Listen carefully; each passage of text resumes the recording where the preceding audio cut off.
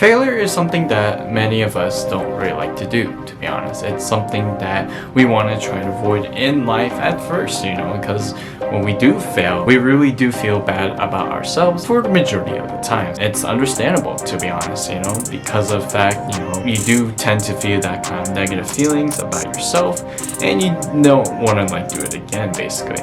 But at the same time, whenever you do succeed, that could be a good thing, but if you do tend to fail, then chances are you'll probably the later that you fail, basically, the less you learn from that experience, basically. I find that in my experience, when you do fail at early times, basically, you do tend to learn yourself, and you tend to try again over time, basically. Earlier is better than later, that's what I'm trying to say. And failure can be used as growth, there's nothing to be ashamed about as long as you just keep working at it, basically. And here are the things that, what I learned throughout RTS Games when it comes to just failing in general. Hi, my name is JK, and I'm an RTS beginners coach.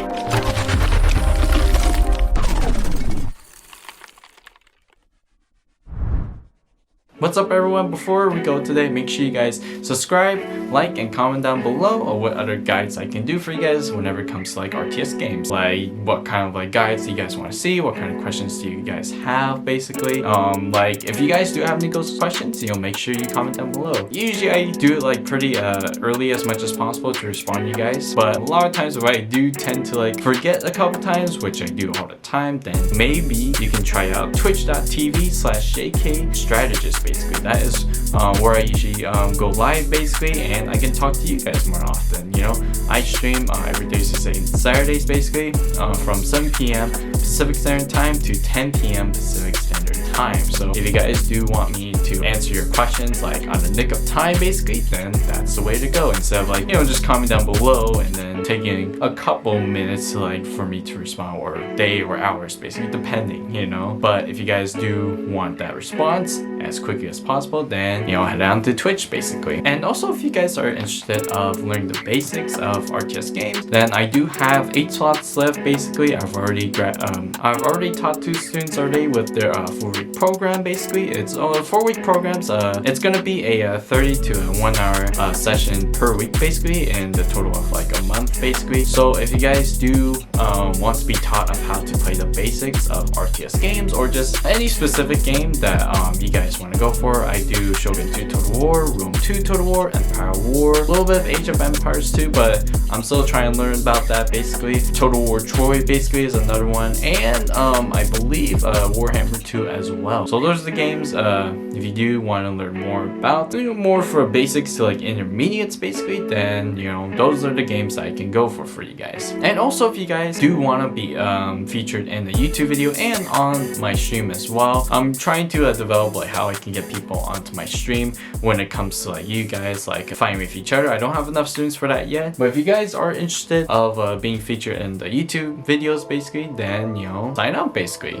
I've already done my first 2 students. You guys can look up their videos right here and right here, basically. So you'll be surprised of the results with these 2 students, basically, Wyman guy and then Rec New, basically. They have done a really good job improving themselves, basically. So yeah, if you guys are interested, go on my Discord with the link below, and then DM me a message, basically, and tell me that you're interested, basically. Alright, without further ado, let's get started with the video. So if you guys didn't know, I was participating in a Rome 2 Total War tournament, basically. I believe it's called Total War League. If you guys are interested of actually signing up, I think any skill level can join, but beware that these guys are pretty good, to be honest. Yeah, these guys are really experienced, so if you guys don't want to take the L's, basically, but I recommend taking L's because it really taught me a lot of things, basically, with the strategies that I've been doing in Rome 2. So I'll put the link down below. Head over to, I believe, in order to apply, you must go to Curve Bubbles Twitch. So I'm gonna leave his link down below to his Twitch, basically, twitch.tv/Curve Bubbles. So if you guys are interested of trying to apply and basically try to try to have some fun, trying to learn new things, take those L's and learn new things, or even have your chance of victory, then you go for it. Anyways, like I was saying though, failure is I think with this tournament, I did for a couple weeks, basically, I lost all of them. I did not win any of them. I felt so like distraught with them basically, you know. To the fact I didn't want to do no more, to be honest. I did not want to keep on going because these guys they knew what to do in this game. I mean, I won like majority of my games in the past basically, but that was like, I think it was another meta back then. But now the meta has changed. Now everything has changed. So now I have been losing ever since. Had to keep on adapting, had to keep on readjusting myself, trial do error basically, and that was not fun for me. You know, I've always experienced like losses like once in a while, or just majority of time, you know. It's not even like sometimes, it's majority of time. But like this was like, wow, it doesn't matter how much I change, I still keep on failing all the time. But that's the thing, you know, you see what you improved on and you see what you can fix basically. And you can never go 100% all the time basically, like, oh, take no damage, because that's never gonna be possible, to be honest. There are 3 ways that I have found very effective when it comes to having failure as kind of like a way of growth basically, to be able to learn and to improve. If you guys don't want to learn these things, then you can just hop off the video basically, because like these are my ways. You know, it might not work for you guys, but you know, if you do take this into consideration, maybe it might work, maybe it might not. You know, what if you got to lose and trying to learn, you know, giving you guys for this for free basically. So here's one way that I found pretty effective when it comes to like learning through failure. One way is to basically look at the positives first. Or no, the negatives will be explained later, but basically the positives is basically, you know, you yourself like looking at your stats and looking at, okay, you know, I've lost, but let's look at the, you know, let's look at the good stuff basically. You know, that's what every coach does basically. You know, even sports coach, you know, like majority of the time they see it's like, oh yeah, nice, you've done a good job with this, that, you know, despite of, you know, you lost basically. You know, that's why I want you guys to like learn through this, is basically, you know, learn through it by looking at the positives first. Look at like what worked basically and keep on improving, or even using it for next time basically. The second like way that I've found like failure is a good thing when it comes to learning is basically looking at the negatives but see what other solutions you have basically. So, you know, like trying to solve your cons basically. So it's like, okay, yeah, sure, yes, sure, you can look at all the failures basically of what you do, but the thing is like you can also learn from them as well. It's like, okay, here's my failures, what could I have done differently, and just go through a series of practices and see what one would work and what one would not basically. An example of like using like 2 of these ways at the same time is basically like in the scenario that I've done during Total War League basically. It was basically I've lost to this pretty experienced guy. He had one side of his army was like filled with like missile cavalry on the flanks, and then the other side was just filled with shock cavalry, or just, I believe it was like either heavy melee cavalry or shock cavalry, but he had all of them on the other side, and he literally overwhelmed my own mixture of cavalry with the shock cavalry and the missile cavalry one side, and then same one on the other side basically. They could not have taken it basically. So I've learned through this basically. I was like, okay, here are my pros. I was able to like, I lost entirely with this battle, as you guys don't know, but I basically was looking at the positives first. Was like, okay, so here's what I did right. I was able to like get my army in, was able to like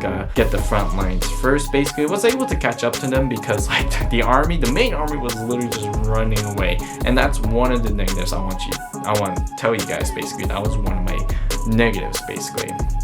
I only had one positive out of that. I had like a couple of negatives, more than a couple of negatives, a lot of negatives, you know.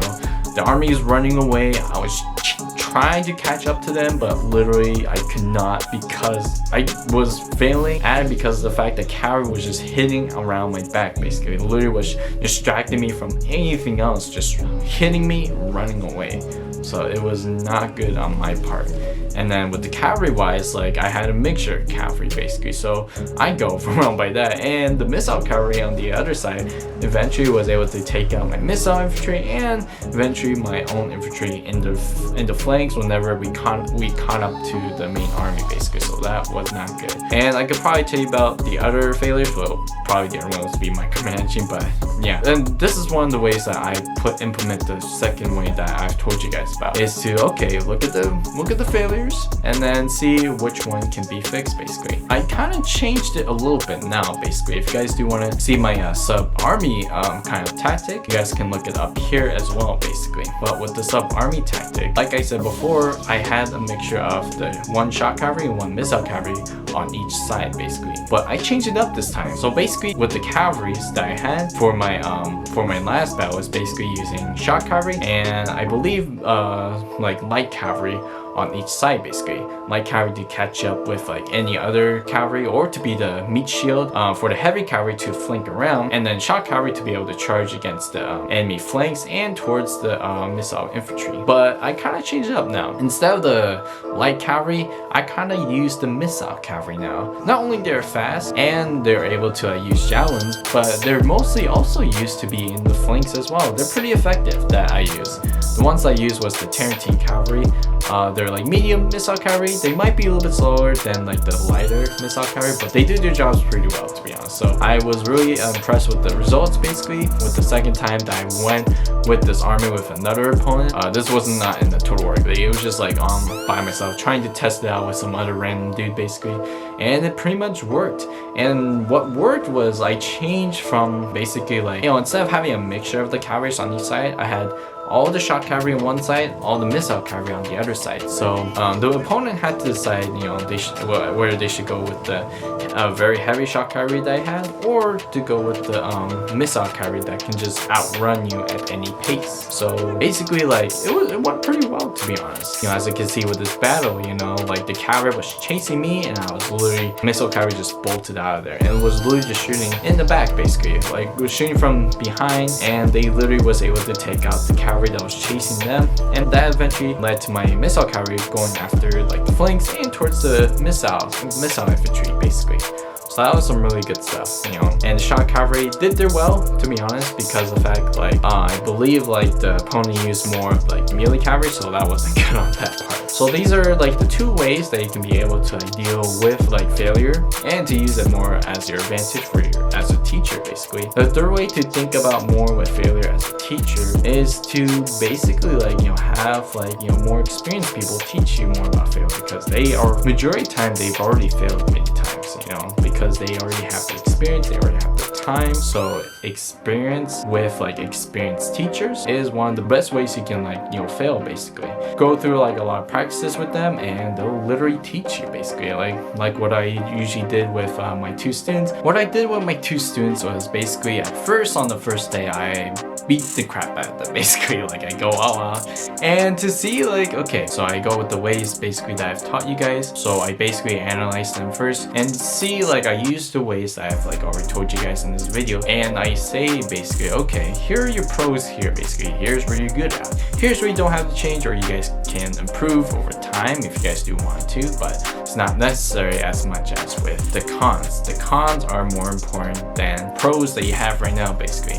And I tell them, okay, we're gonna work on your cons first, see what we can fix right now, because a lot of times when it comes to basics, you don't really need to like you know, really improve on your pros when it comes to like basics. You can use the pros like later, or you can like improve the pros later over time, and you can like better yourselves that way basically, better your skills that way. Like I said before, take my word of advice, you know, fail now then fail later. You know, fail now, you can fix yourself.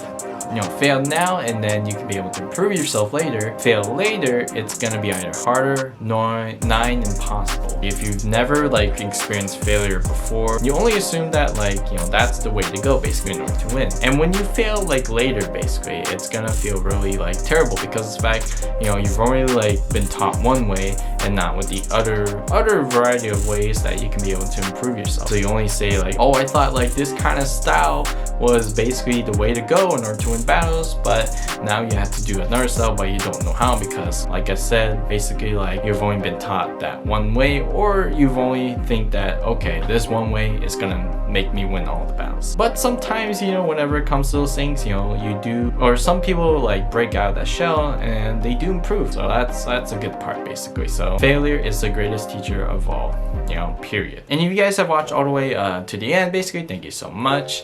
really supports the channel a lot. Just by even like viewing the video like supports me a lot, to be honest, because I'm still a beginner YouTuber. I've been doing Twitch for a little bit, you know, about half a year, you know, but like YouTube is a little bit new to me basically. So if you guys can you know, subscribe, like that video, and comment down below, that would be awesome, you guys, so I can dish out more guides and more content for you guys for like one video for each week, probably like during the vacation or like during like, you know, break. You know, I could probably do like 2 videos per week. If you guys do want to see more content, come to my Twitch channel as well, basically, as I do a lot of you know, calm, like chill games there basically. Sometimes RTS games such as like Age of Empires 2, Empire War, starting to do like gonna be doing chess and I do like a lot of Animal Crossing, you know, just to have that chill stream and to be able to like talk to you guys and, you know, to have a fun time, you know, if you guys like. I do stream, like I said before, 7 p.m. Pacific Standard Time to 10 p.m. Pacific Standard Time. Twitch link will be below, twitch.tv/JKStrategist, basically. Alright, without further ado,